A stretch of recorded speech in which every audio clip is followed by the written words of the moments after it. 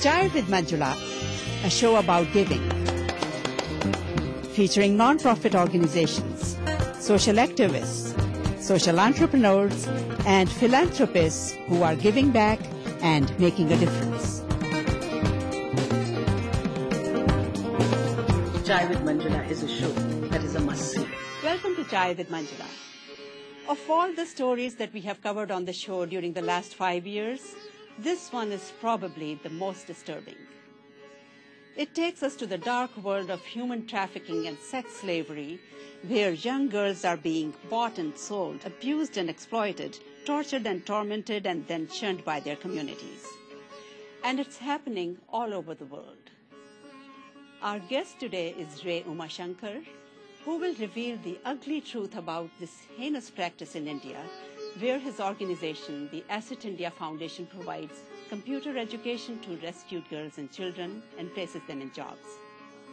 Ray is the Assistant Dean at the College of Engineering at the University of Arizona. Ray, welcome to Chai with Manjula. Thank you. I'm so glad to be here. As I was reading some of the articles and reports on human trafficking, the more I read, the more shocked and dismayed I was to learn the facts and horrifying stories. And I understand that the problem is prevalent in all cultures and communities around the world. But India is called the epicenter for human trafficking. In fact, one report even claimed that if there is a ground zero for contemporary slavery, it is the Indian subcontinent.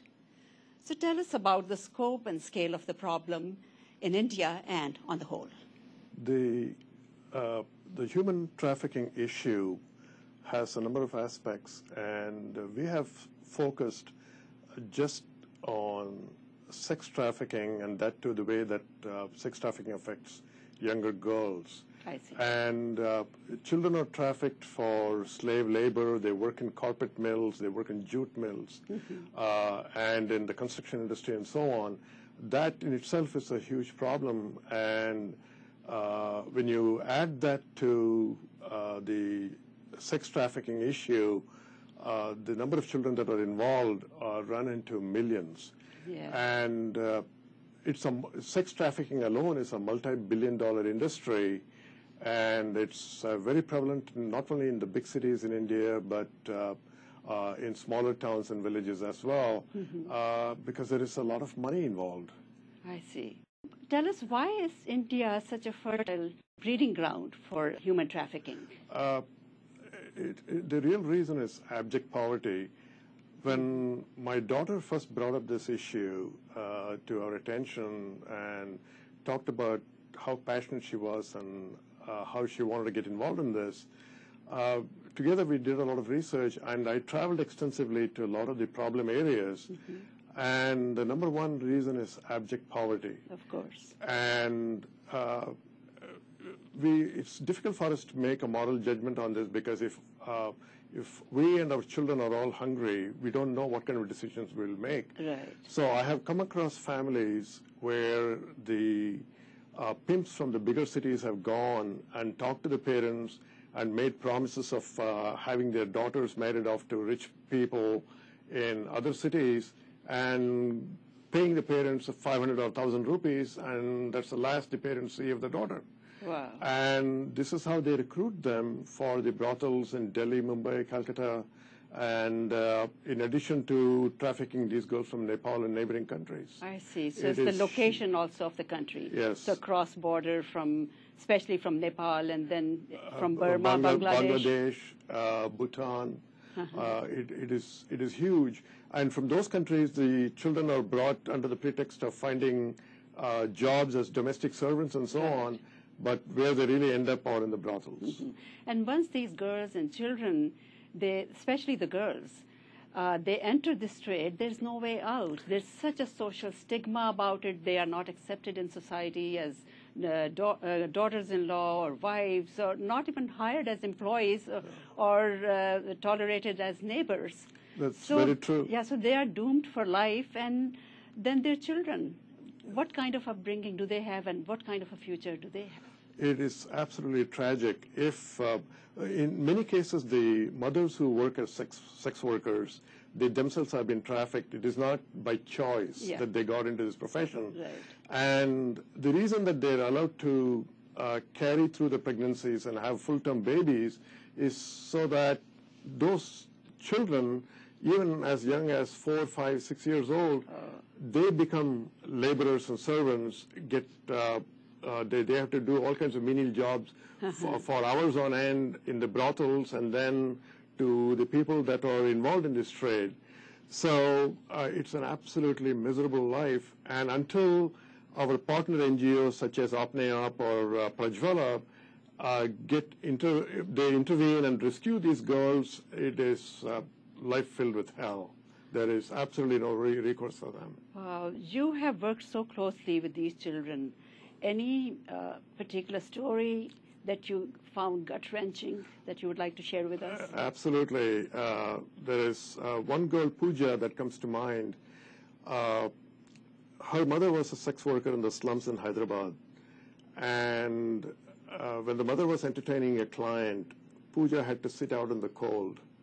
And on rainy nights, she had to hide under the bed. Oh, God. And when she was 10 years old, her mother died of AIDS, and Pooja's uncle sold her to a rich family where the head of the household and his son sexually abused her. Pooja escaped and fell into the hands of a trafficker, and finally, fortunately for her, fortunately for us, Prajwala rescued her. And today she's a young woman who has finished our training, and when we asked her what kind of a job that she wanted to be placed in, she said she didn't want to go to work, but she wanted to finish her MBA. Wonderful. And I had tears in my eyes, and I wanted to give her a big hug, but because of her experience with men, I was so reluctant even to touch her. That's one story that haunts me to this day. So the children of women in prostitution are a product of the environment, on the one hand, and victims of the social stigma on the other hand. The society shuns them and labels them, they are denied opportunities, and they end up in the same trade, and the cycle continues, and the numbers keep multiplying. So how can the problem be addressed? What are the possible solutions to this complex, deep-rooted problem? The first issue is to increase awareness. That people need to know. It is becoming more and more known, especially through the work of Amir Khan's Satyameva Jayate, where our partner Prajwala, Sunita Krishnan, was a guest. Right. I have seen Sunita's video also, and it's a very powerful her story. Her own life's one of tragedy, but then that is what has motivated her to get involved in this work. So she's one of your partners. Yes, and she has rescued more than 5,000 girls in the last 15 plus years.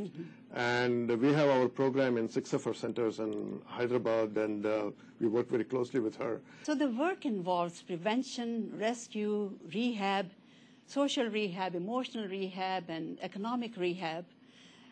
So how is your organization, the ASSETT India Foundation, addressing the problem? Where does it come in? This is a very, very complex and also dangerous area. When we first started looking at finding a solution to this problem, we really looked at what other NGOs had done. The main reason for that was we didn't want to make the mistakes that others had committed because we don't have that luxury of time. Learn from their experience and build on it. And we looked at NGOs that had taught them bag making and sewing and selling vegetables on the sidewalks and so on. But our thought was those professions are fine by themselves, except that they would not produce a level of income that would deter them from having to enter the sex trade. That is why we felt that with India becoming a superpower in computers and IT, if we taught them English and computers, nobody is going to ask them about their background, who their mothers are, where they were born, but they'll be hired purely based on their skill. And it has been successful for us so far. Primarily, you are teaching them computer skills and English. That is correct. We had to clearly understand what is it that we bring to the table, what are our strengths. The areas where we are deficient or things that we don't know are, first of all, how to deal with these people, how to even approach them. So we had to find very reliable NGO partners who have had experience in dealing with the mothers and also the children. They know the communities.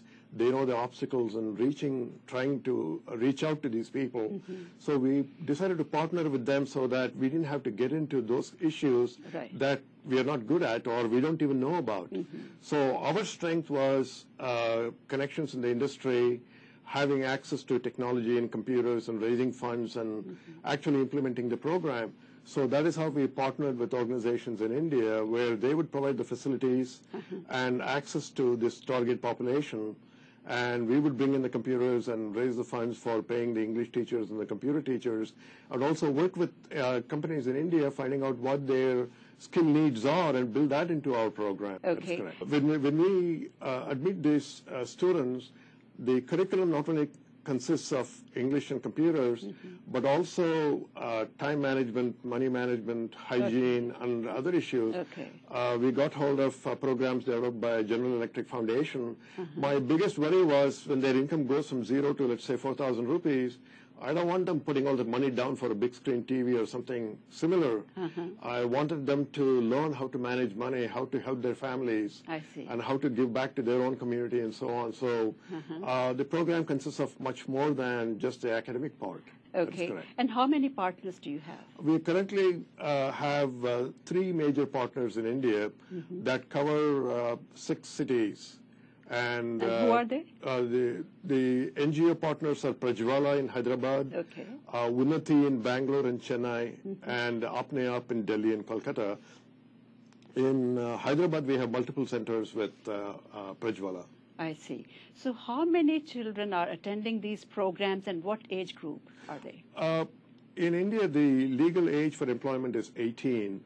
So we take students who are already attending municipal high schools, beginning with age 16, and then recruit them, and they come to our program after school and also on Saturdays. How long is the program typically? Now, one of the interesting things that we found out was that there is no one-size-fits-all. Even though the program content is the same, the duration of the program changes or varies depending on where it is provided. In some cities it is shorter, in some cities it takes much longer for a variety of reasons. So you customize it to meet their needs. Right. Typically 6 months. We have had some centers where the program has had to go on for 2 years because the fundamentals that we expect the high schools to provide, if that is not strong enough, we need to spend more time building up the basic skills. How many years have you been doing this work? We started our first batch, we recruited our first batch in 2007. I see. And the typical class size is 20, and sometimes we have multiple batches in the same day. And to date, we have placed pretty close to 600 students in different jobs in banks, insurance companies, trading houses, some software companies. And occasionally we do admit boys as well, depending upon availability of seats. Tell us some of the success stories from these schools that you're running there, or the courses that you're giving. We have students that started at 4,000 rupees. This one particular girl in Delhi, she started working for a pharmaceutical company, gradually rose through the ranks from 4,000. I believe her salary today is pretty close to 15,000 rupees a month.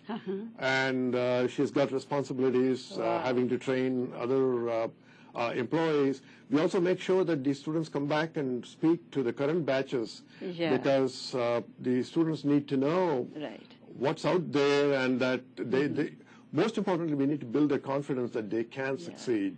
They have what it takes to succeed, but we need to keep reinforcing that because of all the abuse that they have experienced. Right, so these people are good examples when they come back after success. And we also bring in industry professionals from Dell and IBM and other companies who, as part of their corporate social responsibility, they come and speak to these students about the importance of staying in school and doing well. So how do you support this program? How do you find funding? Well, that's the interesting part.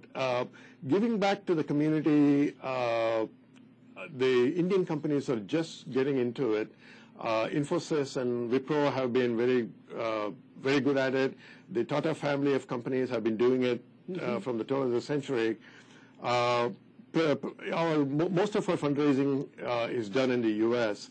We take part in fundraising competitions, And I go after successful Indian entrepreneurs and appeal to them that their business success is something that should help them, get involved in programs similar to ours and help us out as well. Okay. And the response has been very good. That's great to know. So, Rick, this is a wonderful initiative. How did you even come up with this idea? How did you start this work living here in the U.S.?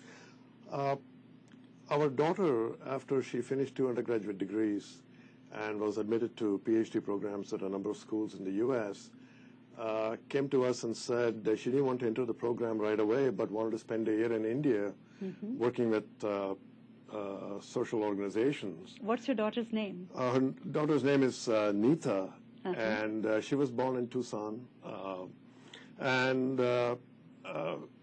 We were kind of taken aback because obviously the worry as a parent is a girl brought up in the U.S. and she wants to spend a year in India. How does she get the street smarts? Right. So that's the biggest worry. And and then she also put up a couple of interesting conditions. That one, she said, I don't want to be gainfully employed because we want you as parents to bankroll me, and she said, I want the freedom to do the kinds of things that I want to pursue. And also the second condition was that she didn't want to stay with any relatives. She said, all of her relatives are middle class, and I want to experience the real India, so I want to live on my own. Wow. So, so there were some sleepless nights after that. So where did she go in India? She went to Bangalore, and she wanted to live in the older part of town where there are a lot of artists, because she's a trained Bharatanatyam dancer. She wanted to take more lessons. And so that's the place she chose. And then the organizations that she worked with, they were all smaller villages outside of Bangalore. So she worked with abused women and children. I see. And so when I went to visit her, she was teaching dance to street children. And so she took me to all the hole-in-the-wall places to introduce me to the cooks. Okay. And at the end of all this, when she came back, that's when she dropped this big bombshell, saying of all the children that she had come across, children of sex workers and girls who had been rescued from sex trafficking, they are the ones that she wanted to work with. And that's how the idea originated. In Mumbai, I attended high school just about a mile away from the red light district. I was aware of what was going on, but it never occurred to me to even think about the children of sex workers and what kind of life they will have and so on. Right. So this was all brought to focus by my daughter's experience in India. It's there, but nobody has the time, to look into it, and people go about their business without even worrying about it. So it's such a noble thing that your daughter started. And even more importantly, allowing me to be involved in it. As we know, children, they want to do their own thing, and they want their parents to be at arm's length. So not only thinking of the idea, but allowing me to get involved has been huge. It is completely, this project has changed my life completely. And you are such an active person in the community. I think you have another organization also. Would you like to tell us a little bit about that? The organization that I've been working with is to make sure that low-income families in Tucson do not get taken advantage of by all these check-cashing outfits. So I've been working with the local Chamber of Commerce, the Tucson Hispanic Chamber of Commerce, and other organizations. I see. To make sure that the low-income families have other avenues to cash their checks and not pay a heavy fee and be taken advantage of. And I volunteered at the Casa de los Niños, which is a home for abused children in Tucson. Oh. So, but once ASSETT India Foundation came into being, that has been my full-time activity practically. Yeah, but it's great that you were involved here in the local communities also, and then you are a full-time professor. As a glorified paper pusher, as I call it, I'm one of the deans in the College of Engineering, and so I've taken 50% retirement to be able to go to India for the entire summer and work on ASSETT. And beginning next June, I'll be out of the university completely, so ASSETT will be my full-time job. Okay, and right now it's you and Neeta. Yes, that is correct. And my wife is the sounding board, the one that keeps me under check. Okay. So that I don't get carried away with all multiple ideas going at the same time. So. Okay. Before we go further, I would like to watch a video clip about the ASSETT India Foundation, the work that it's doing. Thank you. We'll have more with Ray Umashankar when we come back. I'm just a slum boy. Just like a slum boy. I'm not a good boy.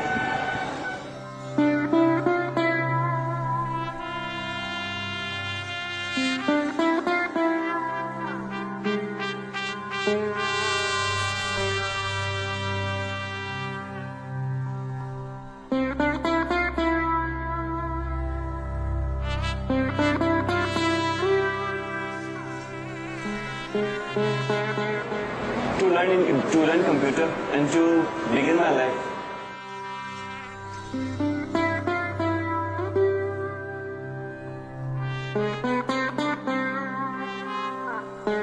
My name is Shabnam. ये English में काफी बदलाव changing आ गया है। पहले कुछ ज़्यादा नहीं आता था।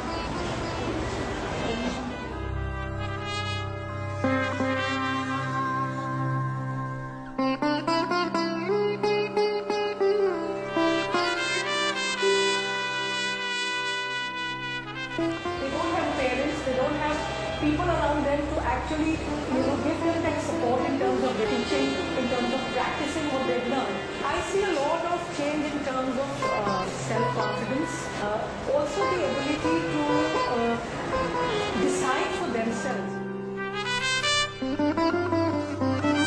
My name is Neetu. मैं पहले एक नॉर्मल सी गर्ल थी और अब कंप्यूटर टीचर हूँ.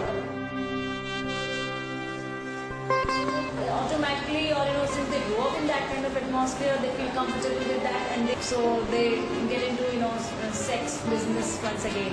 So it's very important, especially to guide these students and bring the awareness amongst them that these are the things existing and you can go for. Knowledge is immortality to mortals, and it is light in a darkness. And when we enlighten these underprivileged child with knowledge and they feel confident, yes, we can be a part of this world. So they itself be so confident and so good enough that they can search a job for themselves.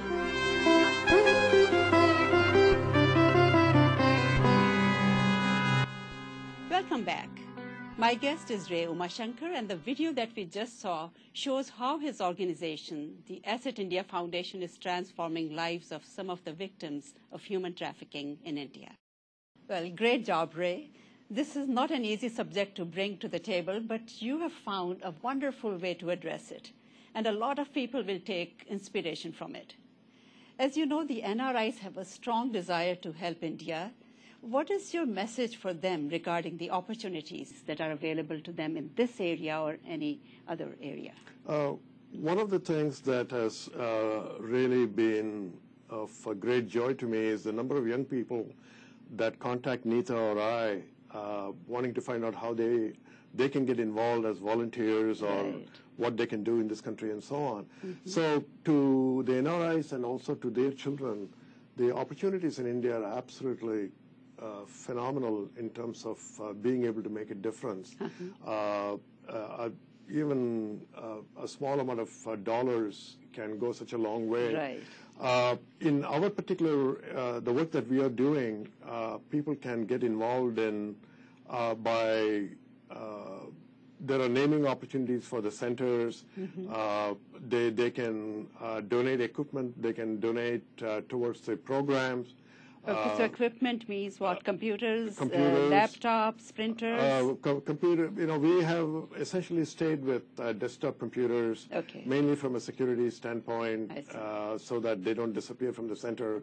Right. And the particular center where we are focusing on fundraising right now is in Phobsganj on the India-Nepal border, mm-hmm. where the only available income-generating opportunity for the girls is prostitution. Mm-hmm. So they don't have the capability to move to a big city for employment. So I partnered with a company called Rural Shores, and we are taking information technology work to Phobsganj in Bihar. So we are setting up a 100-seat business process outsourcing center, and Infosys Foundation has generously donated 100 computers. Okay. So we are in the process of setting up the center, so we need to furnish it. We need chairs and tables, and because there is not sufficient electrical power in that area, we are also having to build a biomass power plant in partnership with a company called Desi Power. We'll be using rice husk and wood chips to generate electrical power that will feed the business process outsourcing center and also the cell phone facilities in that immediate area. Okay. So it's a huge opportunity for NRS to get involved. And in addition, for every one of them, the particular village or town that they came from, perhaps there is a need in their own small elementary school or library. Education is the way to addressing a lot of these problems. That's true. And education of a girl child is absolutely essential. Critical, yes. Very, very critical. And even if it is not directly connected with the project that we are involved in, we'll be very happy to share information so that others don't have to go through the same hoops that we had to jump through to get things moving forward. And how can people contact you? The easiest way is email. My wife says I may forget to put on a shirt, but I'll never forget to check my email. rayu42@gmail.com. rayu42@gmail.com. I'll be very happy to help people that want to get involved in nonprofit work in India in any capacity. Well, Ray, it was great having you here. Thanks much. to you and Nita. A whole lot of credit goes to you for starting this initiative. And I thank you very much for coming and wish you all the best. Thank you very much. I really appreciate being here. For more information, you may go to ASSETTIndiaFoundation.org, and you may watch this show again at chaiwithmanjula.org or find us on YouTube. Mahatma Gandhi said, "You must not lose faith in humanity. Humanity is an ocean.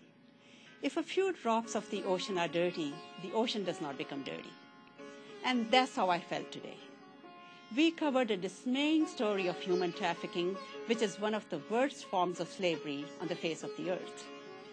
But it was also a story of the best in humanity, where people are stepping forward to secure a better future for the victims. Thank you so much for joining us. I'll be back with another inspiring story about giving and people making a difference. See you next time.